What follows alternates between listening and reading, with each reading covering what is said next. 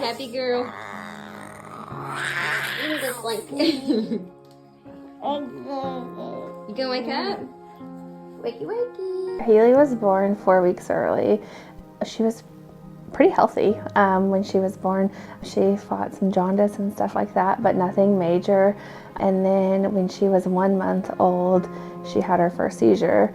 And so we went through a lot of like testing and stuff regarding that. And she was diagnosed with epilepsy and started on some like medications and stuff like that. And that's how she was when she started here. She just kind of had seizures. She was pretty on track developmentally.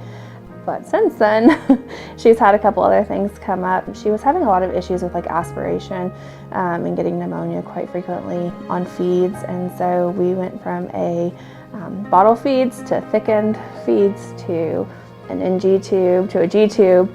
But once she got her G tube, she wasn't gaining any weight. And so we went through lots of hospitalizations and trial and error things. And she ended up being diagnosed as being an intestinal failure. So she now is TPN and lipid dependent. She doesn't take feeds, she just gets those through her central line. She's a complex little girl.